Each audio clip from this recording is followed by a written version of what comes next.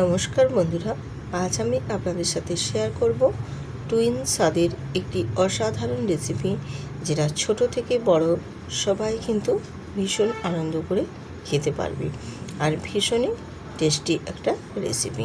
তো চলুন কথা না বাড়িয়ে আজকে দেখে নিই আমি কিভাবে এই দুই রকম স্বাদের একটি রেসিপির মধ্যেই পেতে পারেন, সেই রেসিপি আপনাদের সাথে শেয়ার করছি। তো আজকে আমি এখানে নিয়েছি দেখো 1 বাটি চালের গুঁড়ো।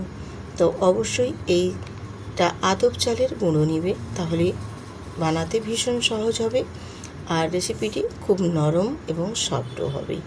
আর আতপ চালের গুঁড়োর সাথে আমি এখানে নিয়েছি 1 বাটি পরিমাণে ময়দা। তো ময়দাটা আমি এখানে সম্পূর্ণ দেব না, ময়দাটা দেব হাফ বাটি।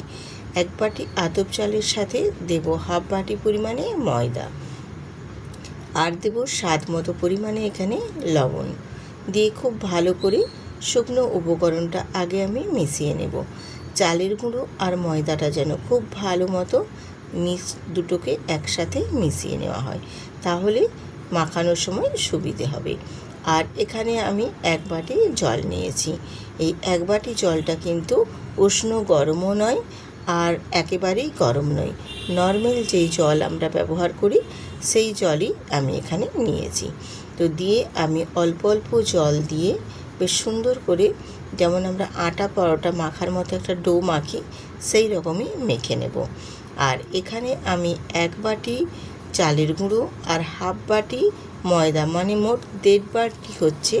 এই 1.5 বাটি উপকরণের জন্য এখানে আমি 1 বাটি জল নিয়েছি, আর এই 1 বাটি জলটাই কিন্তু আমার সম্পূর্ণই লেগেছে। এবারে সমস্তটা কিছুটাই বেশ ভালো করে আমি খুব হাতে করে ডলে ডলে একদম ডোটা রেডি করে নেব। আর এইভাবে বেশ ভালো করে ঠেসে ঠেসে কিন্তু হাতে মেখে নিতে হবে। মাখাটা যত ভালো করে হবে ততটাই কিন্তু সফট এবং নরম হবে। যেহেতু এখানে আমি চালের গুঁড়োর সাথে ময়দা দিয়েছি, সেক্ষেত্রে কিন্তু বেশ সুন্দর করে একটু মেখে নিতে হবে। আর মাখাটা দেখো কীরকম রেখেছি, একেবারে শক্তও নয় আর একেবারেই নরম নয়। এবারে আমি এটাকে এক সাইডে রেখে দিয়ে এরপর চলে এলাম আমি যে ছানাটা কাটিয়ে জলটা ঝরিয়ে নিচ্ছি, সেই ছানা আমি তোমাদের দেখিয়ে দিচ্ছি দেখো।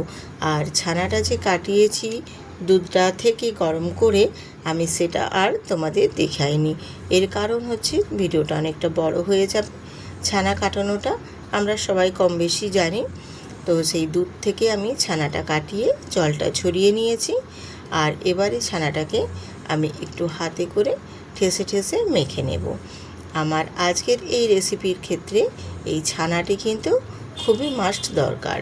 আর এই ছানা দিয়ে আজকে আমি বানিয়ে নেব এই সুন্দর টুইন রেসিপি।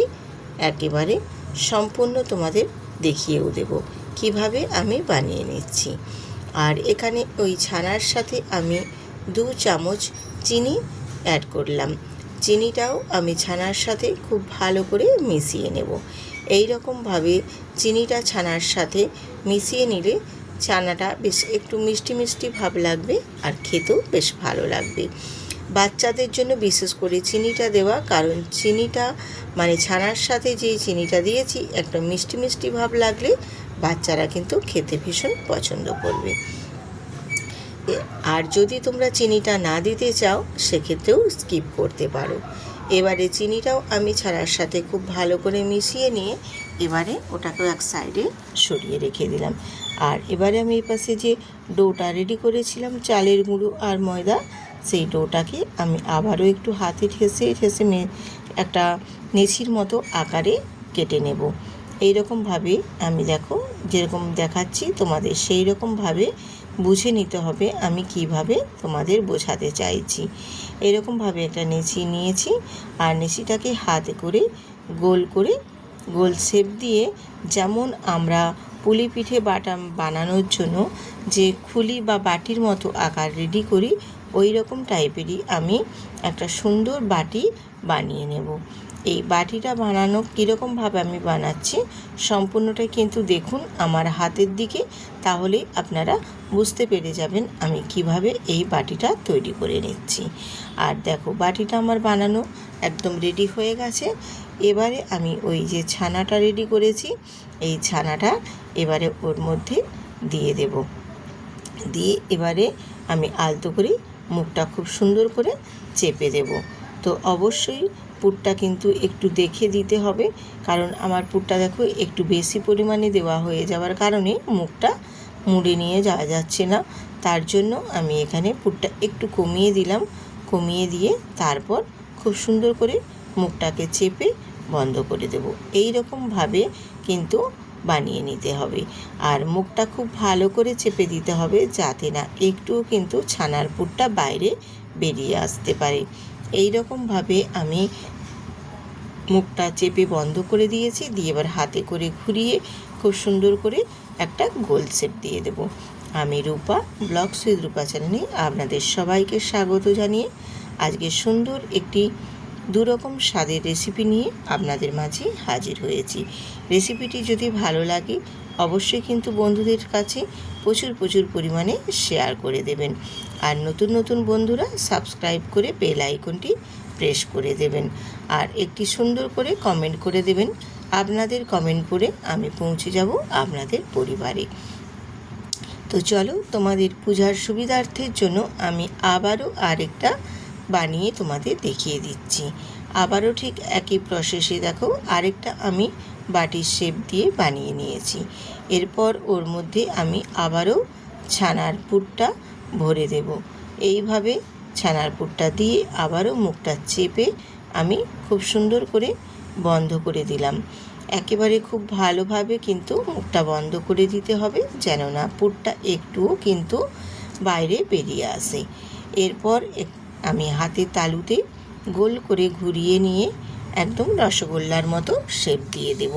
এই রকমভাবে আমি প্রত্যেকটাই কিন্তু বানিয়ে তারপর তোমাদের দেখিয়ে দিচ্ছি যে আমার আজকের যে রেসিপিটি কতটা সুন্দরভাবে রেডি হয়ে গেছে। দেখো, দেখতেও যেমনি ভালো লাগছে আর বানানোও কিন্তু খুবই সহজ।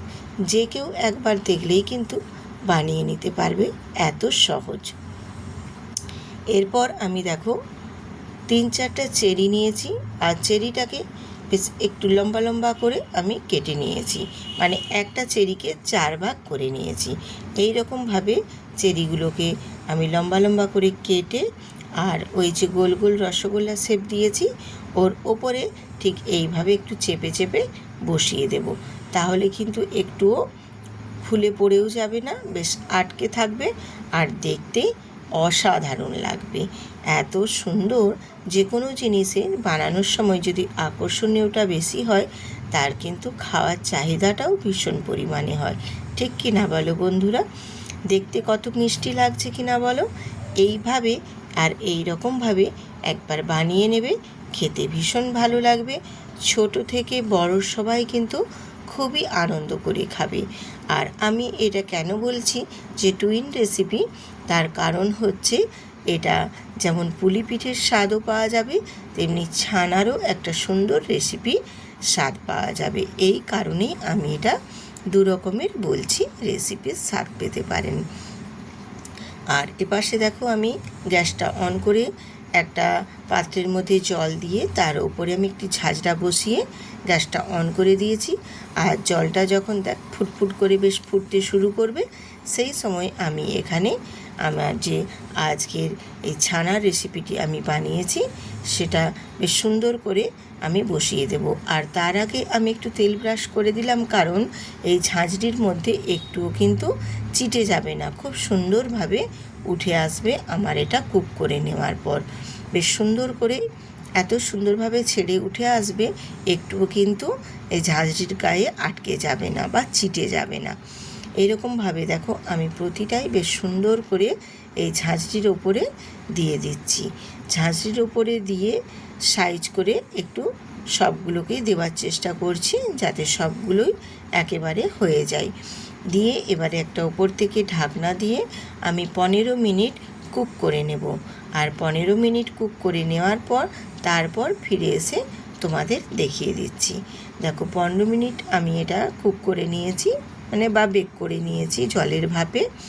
তারপর তোমাদের দেখিয়ে দিচ্ছি, দেখো বেশ সুন্দরভাবে কিন্তু স্প্রিং করছে, একটুও হাতে লেগে যাচ্ছে না। যখন একটু হাতে চাপ দেবেন সুন্দরভাবে স্প্রিং হবে, তখন বুঝে নেবে যে এটা বেকটা একদম সুন্দরভাবে পারফেক্ট হয়ে গেছে। এরপর এটাকে আমি ঠান্ডা করে তারপর নামিয়ে তোমাদের দেখিয়ে দেব যে কতটা সুন্দরভাবে রেডি হয়েছে। তো দেখুন বন্ধুরা, আমি ঠান্ডা করে নিয়ে চলে এসেছি। দেখতে কত মিষ্টি লাগছে, দেখতে কতটা সুন্দর লাগছে কিনা বলো। এইরকমভাবে বানিয়ে নেবেন, বড় ছোট সবাই কিন্তু ভীষণ পছন্দ করবে। আর যেইগুলোর মধ্যে একটু পুরটা বেশি দিয়েছি সেইগুলো দেখো বেক হয়ে যাওয়ার পর কিন্তু ফেটে গেছে। তো সবগুলো হয়নি, দুটো হয়েছিল, বাকি সবগুলোই বেশ সুন্দরভাবে একদম রেডি হয়ে গেছে। আমি অপর পাশটাও তোমাদের দেখিয়ে দিলাম কতটা সুন্দরভাবে বেক হয়েছে আর কতটা স্পঞ্জি এবং নরম হয়েছে, সেটাও আমি তোমাদের দেখিয়ে দিচ্ছি। আর একটা কেটেও তোমাদের দেখিয়ে দেব কতটা সুন্দরভাবে এই রেসিপিটি তৈরি হয়েছে। এই রকমভাবে বন্ধুরা একবার বাড়িতে বানিয়ে দেখবেন, বাচ্চা বড় সবাই কিন্তু ভীষণ ভালোবেসে আনন্দে খেয়ে নেবে এবং প্রশংসাও করবে। বন্ধুরা, আজকের রেসিপি যদি আপনাদের ভালো লেগে থাকে অবশ্যই কিন্তু বন্ধুদের সাথে শেয়ার করতে ভুলবেন না। আর নতুন নতুন বন্ধুরা সাবস্ক্রাইব করে বেল আইকনটি প্রেস করে রাখবেন, তাহলে নিত্য নতুন রেসিপি দেওয়া মাত্রই সবার আগে আপনাদের কাছে পৌঁছে যাবে। আজ এইখানেই রাখছি, আবার আসবো আরেকটি রেসিপি।